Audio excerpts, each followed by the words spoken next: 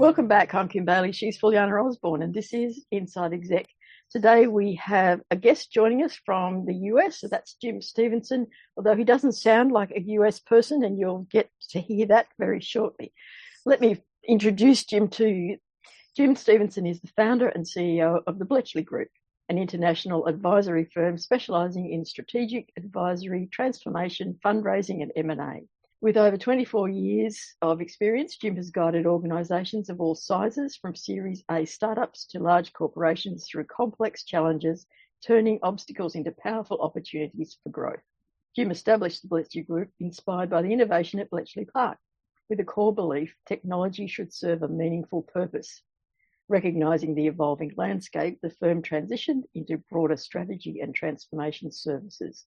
Today, Bletchley Group empowers businesses to navigate complexity, drive innovation, and achieve sustainable results across many sectors. Throughout his career, Jim has led high-impact initiatives and driven transformative growth. Recognising the critical role of capital in driving transformation at every stage, Jim is also a partner at Spark International, offering creative deal-making for M&A and fundraising. Jim's journey from technology consulting to a broader growth advisory role gives him a unique ability to see the big picture, identify hidden growth opportunities, and offer actionable insights. His experience and track record make him a sought-after advisor and speaker for business leaders and investors seeking practical, results-driven strategies. Well, that's pretty impressive, Jim. Hello. Yeah, I'm obviously, I need to pay you much more to say that. Thank you for that. Now, we did send Jim some questions, so we'll jump straight into those because I think we're going to have a lot of conversation around them. The first one was about strategic risk management. So how does this sit with the abundance of technological advances? Yeah, I think we can spend the next week talking about this, to be perfectly honest, but we'll try and kind of summarize it for you. I'm one of those strange people, and I know it's not very American and it's not very kind of modern, because we always want to think positively, think of abundance and think of those positive things. But I think thinking about risk is a fundamental part of business these days. If you know what's going to kill your business, you know what you need to do to prevent it, and then what you can do to be successful. There's a Sherlock Holmes quote, which I always get wrong when as soon as I say it, it goes out my head. If you eliminate everything that is incorrect, that's wrong, and whatever you remain with must be the truth. Yep. And I've changed that into business language. If you remove everything that's going to block your success, what remains must be successful. So I like risk. I think about risk most days because of that. I think if you can remove what's blocking your success, by definition, what you end up with is being more successful. So risk management for me is one of those things that I kind of spend a lot of time thinking about. I think, though, to answer your question, there's 3 or 4 things in there. One is risk always, to me, in corporate life, seemed to be something that you do on a quarterly basis, annual basis, whatever it is. And I think that's now completely wrong. The world is too messed up. The world is really, really volatile at the moment. The American military have something that they call VUCA, volatile, uncertain, complex, and ambiguous. And that's the world we live in.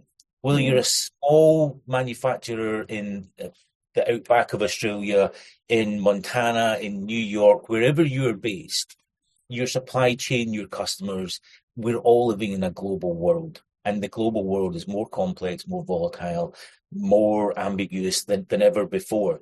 So I think we're living in a state whereby risk is an ongoing state and you need to manage it as such.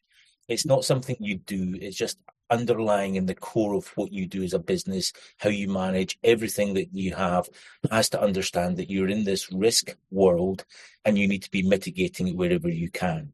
So on that basis, the thing for me then is it's no longer about risk planning. It's about understanding risk scenarios, because I can't plan. And if I do plan, great, fantastic. But it used to be you'd plan for 3 years or 5 years and everyone would be happy. The finance director would be great. Your investors would love it because they could see what was happening. Now, if you plan for 6 months, it's like, what happened there? The whole world changed and I wasn't aware of it. So for me, it's more about scenario planning. It's about probabilities. If this happens, probably we need to do this. If that happens, we need to probably do this. And it's getting a number of those scenarios in. And once you do it more often, it becomes second nature to you that you think through the scenarios. It's almost like playing a game of chess. your opponent makes one move and you've kind of figured out the three moves that you need to do to kind of figure out where you're going next. I can only think 3 moves ahead. Some people that are smart at chess do 10 moves ahead. So there's that kind of scenario planning. There's that underlying thing.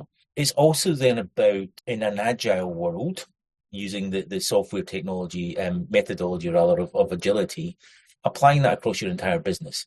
No longer applies just to technology.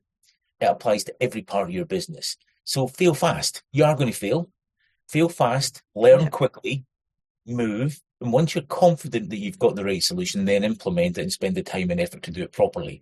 But test everything, fail fast, learn quickly, and move forward. And the last thing I would say on this, and I've been talking far too long, you've not asked me any more questions, but the last thing I'd say on this is the one beautiful thing about risk is it's a two-sided coin. Risk on one side is an opportunity on the other. So when you see something coming up that's risky, don't just think about how do I mitigate that risk. Think about where the opportunity lies. Be brave, be bold, be ambitious.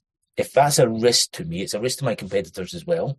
But how do I, as my business, think about how can I take that risk and convert it into a positive for my customers, for my consumers, whatever it is, my service business, product business, whatever it is, how do I convert that into a positive for them and therefore take that risk and make it an opportunity to grow my business further, to make my customers happier, make my customers look more loyal, get them to buy more from me, whatever those things are.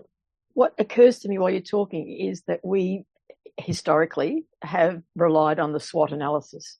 So if we look at a SWOT analysis, which people are comfortable with in terms of looking at their businesses, if we look at weaknesses and opportunities and threats, are we saying now that the weaknesses and the threats, particularly, and the threats were always something that you could do nothing about, can we now look at the threats and say, what's the risk in those threats, what is the risk?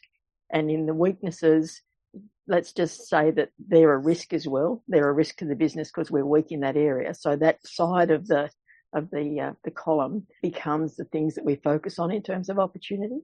I think you're right, because with the SWOT analysis, half of it is external factors, the other half is internal factors. I think what we're now seeing is the external factors are even more of a risk than they were before because they are more volatile, they change quicker.